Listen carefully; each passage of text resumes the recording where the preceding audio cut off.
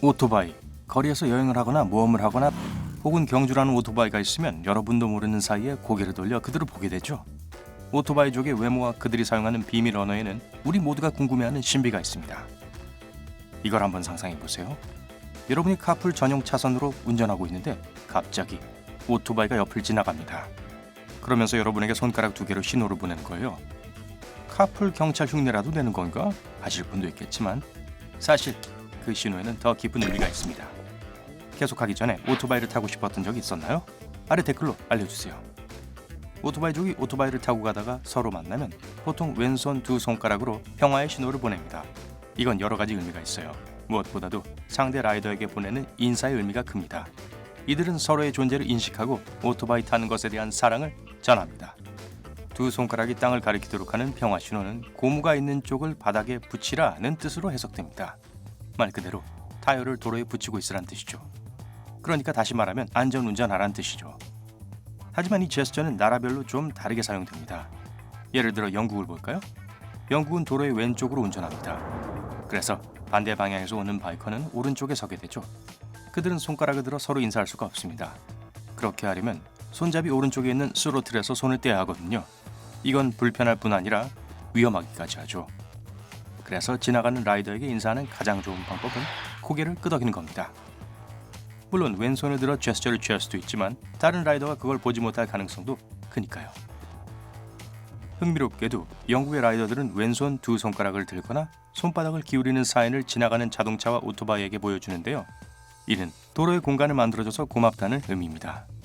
하지만 타는 동안 다리를 뻗는 라이더를 본 적 있나요? 이런 제스처는 여러 가지로 해석됩니다. 한번 자세히 살펴볼까요? 미국의 몇몇 주와 세계 여러 나라 중에선 자동차 사이를 요리조리 지나는 것이 합법적인 곳이 있습니다. 가끔 라이더가 정체 구간을 통과할 때 그들은 왼쪽 다리를 내밀어 양보해준 운전자들에게 감사를 표합니다. 그렇게 하는 데는 이유가 있어요. 저속에서는 오토바이 운전자가 보통 1단 또는 2단 기어를 놓습니다. 그동안에는 오른쪽 핸들바에 있는 스로틀을 사용해야 하죠. 왼쪽 핸들바에는 클러치 레버가 있고 오른쪽 발 받침대 근처에는 후방 브레이크가 있습니다.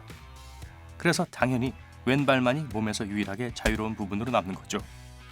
또 어떨 땐 몇 시간 동안 오토바이를 타느라 다리가 피곤하고 경련이 일어나는 경우도 있습니다.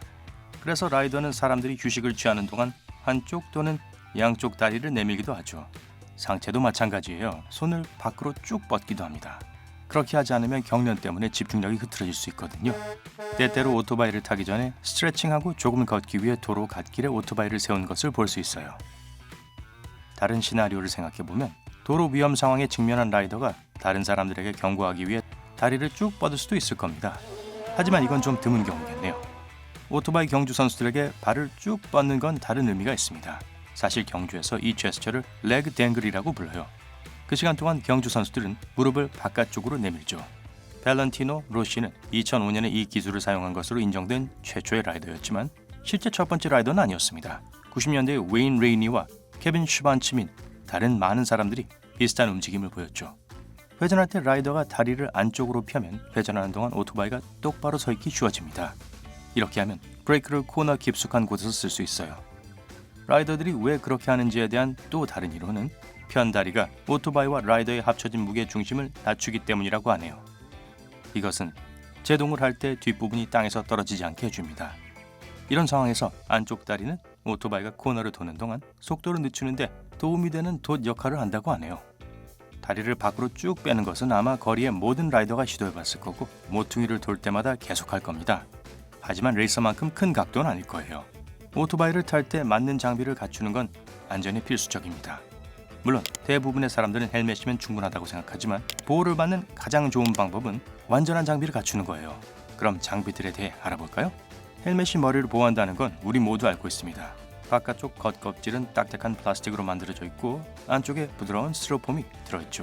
추락할 경우 라이더의 헬멧이 모든 힘을 흡수해 머리를 보호해줍니다. 거의 같은 역할을 하는 특정 오토바이 바지와 재킷도 있습니다.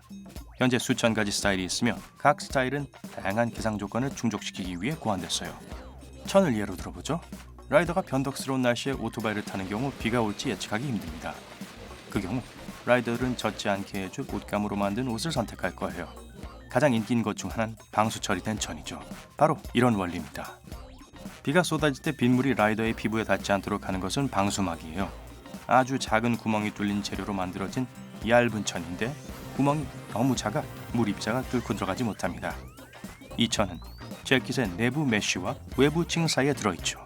때론 절연 라이더가 될 경우도 있고요. 게다가 여기엔 재킷의 바깥쪽 부분에 겹쳐진 내구성 발수제라는 특수 코팅이 되어 있습니다. 그래서 물방울이 떨어지면 그냥 미끄러져 내려가죠. 방수막의 분자가 물을 통과하지 못하게 하지만 천 자체가 숨을 쉬기 때문에 라이더는 공기 흐름을 잘 받을 수 있습니다. 하지만 그렇다 해도 그게 라이더를 완전히 지켜준다고 할 수는 없죠. 오토바이 장비의 가장 큰 발전 중 하나는 보호 장구를 포함하게 됐다는 거예요. 처음엔 다들 이런 보호 장비들을 낯설어 했습니다. 하지만 강한 충격이 가해지는 부분에 패딩을 추가하고 나니 도로에서 오토바이 운전자가 더 안전해졌습니다. 보호 장비를 착용하게 되는 가장 일반적인 부분은 라이더의 어깨, 등, 발꿈치, 엉덩이 및 무릎이에요. 오해하지 마세요. 처음엔 사람들이 꽤 불편해했지만 최신 장비들은 진짜 좋아요. 형상 기억 분자로 만들어져서 라이더의 몸이 오토바이를 타면서 움직이는 데 맞춰 구부러집니다. 그리고 충격을 받으면 이 분자는 에너지를 흡수하고 라이더를 충돌로부터 보호하기 위해 함께 뭉치죠. 이 재료의 분자들은 만지면 부드럽고 휘어져서 형태를 바꿀 수 있습니다. 하지만 충격이 가해지면 바위처럼 단단해져요. 그러고 나서 잠시 지나면 다시 부드러운 상태로 돌아가서 다른 오토바이 옷에 여러 번 쓸 수 있습니다. 옷 이야기를 하자면 가죽 바지와 재킷도 빼놓을 수 없겠죠. 오토바이 세계에서 가죽은 가장 내구성이 강한 물질입니다. 천이나 다른 장비를 착용한 채 라이더가 넘어지면 찢어져서 재킷을 교체해야 할 가능성이 크죠. 하지만 가죽은 여러 번의 낙하를 견딜 수 있습니다. 초보 라이더들에겐 좋은 소식이죠. 아메리카 원주민들은 가죽의 보호막적인 특성을 발견하고 보호 목적으로 착용했다고 합니다. 많은 연구에서 충돌 시 직물의 내구성에 대한 결과들을 내놓았는데요. 시속 100km로 달리는 오토바이 충돌을 시뮬레이션 해봤습니다. 땅에 쓸려서 천이 찢어질 때까지 몇 번이나 걸리는지도 측정해봤죠. 결과적으로 가죽이 모든 천을 능가했어요. 물론 합성 직물이 비슷하긴 했지만 가죽을 능가하지 못했습니다. 단점은 방수가 안 된다는 거예요. 장갑은 어떤 사람들에게는 액세서리처럼 보일 수 있지만 역시 중요합니다. 우선 장갑은 라이더의 손을 보호합니다. 또 라이더가 오토바이를 더 잘 조종하도록 도와주죠. 심지어 무더운 날씨에도 손이 노출되면 차가워지고 무감각해질 수 있어요. 그러면 오토바이 운전이 더 어려워지죠. 반면에 손에 땀이 많이 나는 사람도 있는데 이런 습한 손바닥으로 오토바이를 조종하는 건 위험해요. 장갑은 온도와 재료에 따라 라이더의 손을 따뜻하고 안정적으로 유지해줍니다. 또한 일부 라이더가 액세서리로 해골 반지를 착용한 걸 보신 분도 계실 거예요. 마치 영화 세트장에 나온 것 같죠? 하지만 그 기호는 미국의 오토바이 세계의 매우 감상적인 이야기를 배경으로 하고 있습니다. 1945년 미군은 수천 대의 할리 데이비슨 오토바이를 없앴습니다. 동시에 50만 명이 넘는 군 참전 용사들이 해산대에 귀가했죠. 그들은 종종 사회로부터 고립되었다고 느꼈고 그것이 그들을 반항적으로 만들었습니다. 해산된 반항아들이 환영받지 못한 오토바이들과 만나 전통적인 미국 라이더 운동이 생겨난 거예요. 덕분에 이들은 새로운 삶의 목표를 얻었습니다. 50년대에서 70년대 사이 많은 영화에서 라이더들 사이에 해골이 등장합니다.